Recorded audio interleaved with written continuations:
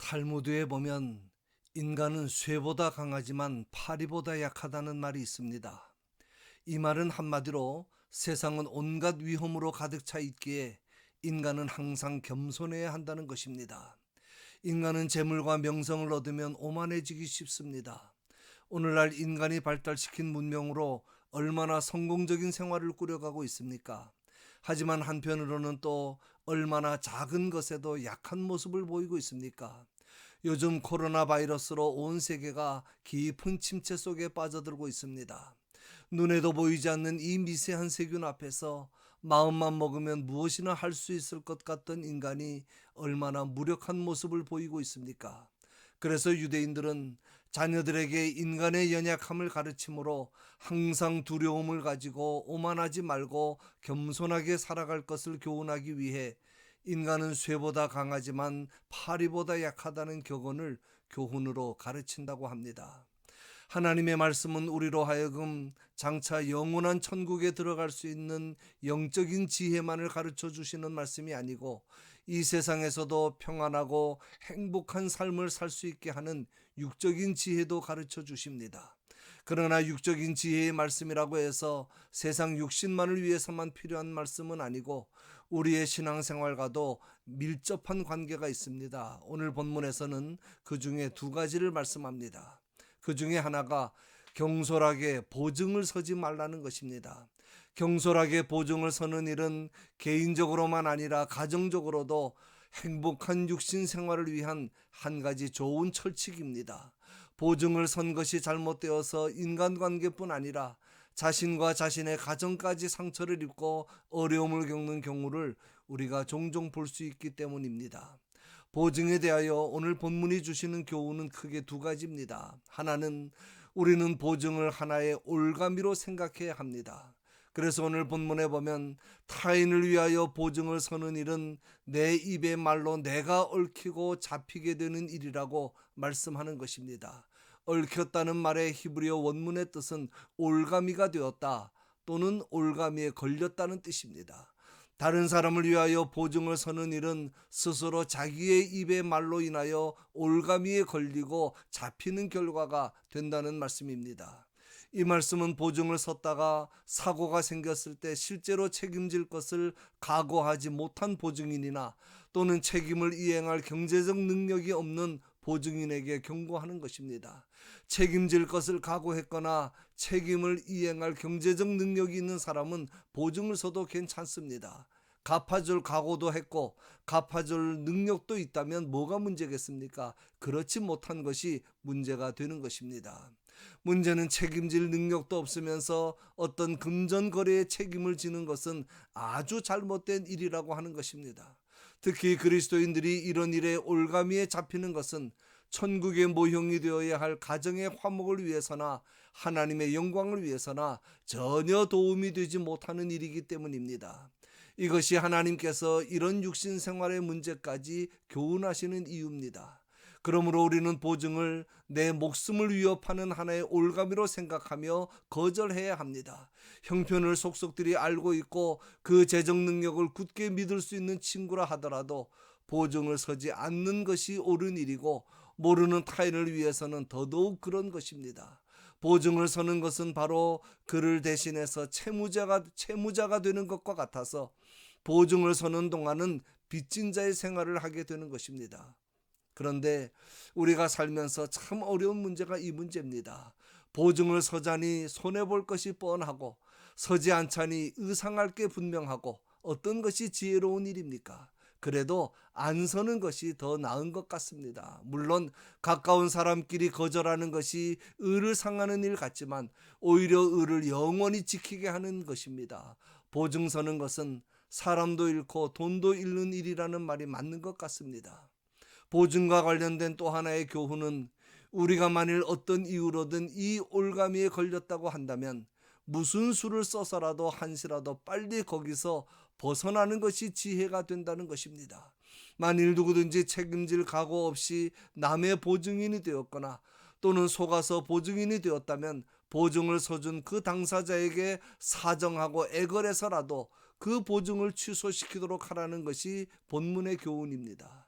3절에 내 아들아 네가 네 이웃의 손에 빠졌은즉 이같이 하라. 너는 곧 가서 겸손히 네 이웃에게 간구하여 스스로 구원하라고 말씀합니다.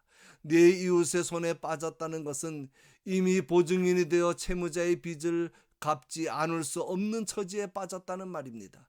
그럴 때는 보증을 서준 그 당사자에게 찾아가서 겸손하게 간구해야 한다는 것입니다. 그렇게 해서 보증에서 노임을 받아 자신과 가정의 불행을 미연에 방지해야 한다는 말씀입니다. 그것이 스스로를 구원하라는 말씀의 뜻입니다. 그러기 위해서 어떻게 해야 되겠습니까? 4절에 네 눈을 잠들게 하지 말며 눈꺼풀을 감기게 하지 말라고 말씀합니다.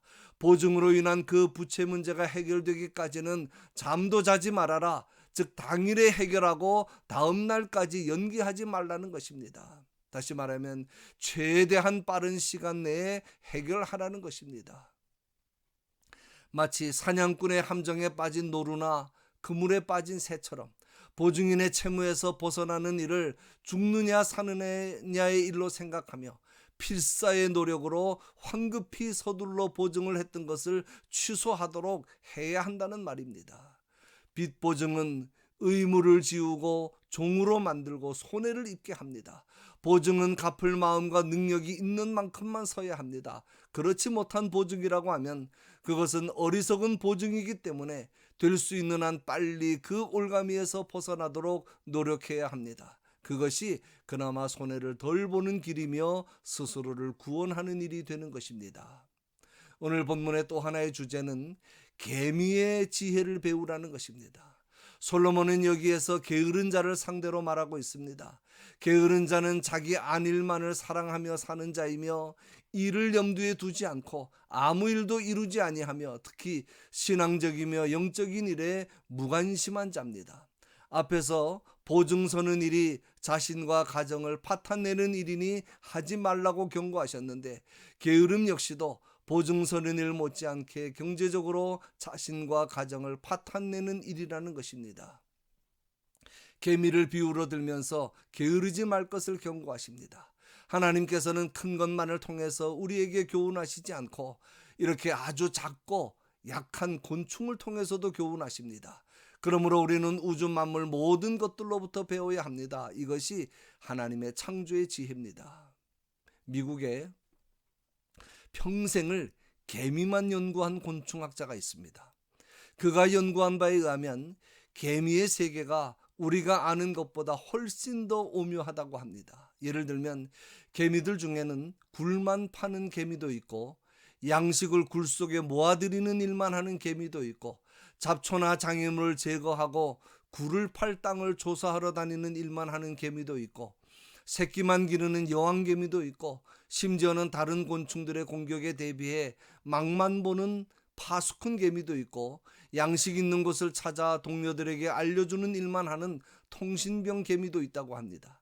철저하게 분업화해서 자기 일을 열심히 하는 것입니다. 참으로 대단한 지혜입니다. 하나님의 창조의 지혜가 참으로 놀랍습니다. 그러므로 우리는 개미에게서 무엇을 배워야 하겠습니까? 첫째는 미래를 준비하는 것을 배워야 합니다. 7절에 개미는 두령도 없고 감독자도 없고 통치자도 없으되 먹을 것을 여름 동안에 예비하며 추수 때에 양식을 모은다고 말씀합니다. 두령은 재판관을 말하고 감독자는 직접 일을 시키고 감독하는 자를 말하고 통치자는 가장 높은 관리로 방백 같은 사람을 가리킵니다. 사람들은 이런 직책을 가진 사람들이 있어도 자기 일을 잘 안 합니다. 그러나 개미의 세계에는 이런 직책들이 없어도 각자 자기의 일에 충실함으로 미래를 준비한다는 것입니다. 개미는 겨울이 다가오기 전에 여름에 미리 양식을 준비합니다. 그리하여 겨울을 편안히 지냅니다. 이처럼 우리도 통찰력과 선견지명을 가지고 언제 일어날지 모르는 곤경과 노년을 위해 미리 준비해야 합니다. 특별히 우리는 영혼을 위해서도 더욱 준비해야 합니다. 어리석은 다섯 처녀처럼 빈능만 가지고 있지 말고 지혜로운 다섯 처녀처럼 기름도 함께 준비해야 합니다.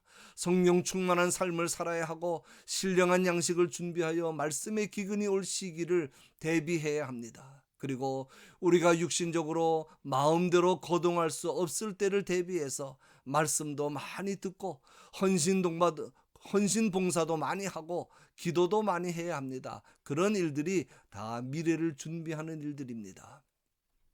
둘째는 부지런함을 배워야 합니다. 9절부터 11절은 주인이 늦잠 자는 종에게 하듯이 게으른 자를 훈계하며 꾸중하고 다 이르는 어조의 말씀입니다.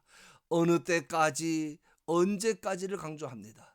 계속 그렇게 누워 잠만 잔다면 언제 일을 해서 미래를 준비하겠느냐? 어느 때까지 너는 한 번 가면 오지 않는 이 귀중한 시간을 낭비만 하려느냐는 말씀입니다. 그렇게 조금만 더 하다 보면 빈궁이 강도같이 준비되지 않은 때 갑자기 순식간에 닥칠 것이고, 곤핍함이 적군같이 불가항력적인 힘으로 우리가 감당할 수 없을 정도로 닥칠 것이라는 말씀입니다. 그러므로 기회 있을 때 부지런히 미래를 준비해야 합니다. 개미가 적당한 시절에, 즉 여름 동안과 추수기에 분주한 것처럼 우리도 건강하고 기회 있을 때 부지런히 일을 해서 거두어 드려야 합니다. 이것은 당연한 기본적인 진리지만 많은 사람들이 이 기회를 놓쳐버리기 때문에 이것을 지혜라고 하는 것입니다. 영적으로 신앙적으로도 마찬가지입니다. 기회 주실 때 주님의 일을 부지런히 해야 합니다. 열처녀의 비유도 그렇고 달란트의 비유도 그렇고 좁은 문의 비유의 말씀도 그렇고 성경의 모든 말씀들이 다 그렇습니다. 공통점이 있습니다. 정해진 기한이 있으니 그 기한 동안 부지런히 준비를 해야 한다는 것입니다. 기회가 항상 있는 것이 아닙니다. 문이 항상 열려 있는 것이 아닙니다. 신랑이 올 때가 있고 달란트를 결산해야 할 때가 있고 문도 닫힐 때가 있습니다. 주님은 얼마나 많은 일을 했느냐보다 어떤 마음과 자세로 일을 했느냐를 더 중요하게 보시기 때문입니다. 육적으로 게으른 자에게 가난과 궁핍이 순식간에 닥치듯이 주님을 위하여 기회가 주어질 때 부지런히 일을 하지 않은 자에게는 순식간에 영적인 가난과 궁핍함이 찾아올 것입니다. 그러므로 기회 주실 때 부지런히 신앙생활을 해야 합니다. 셋째는 협동심을 배워야 합니다. 개미는 비록 작고 연약하지만 협동해서 큰 일을 합니다. 자기보다 몇 배나 더 큰 양식을 나르고 혼자의 힘으로 안 될 때는 여럿이 협력해서 양식을 나릅니다. 그렇게 해서 큰 일을 이루는 것이고 모두를 위해 겨울을 준비하는 것입니다.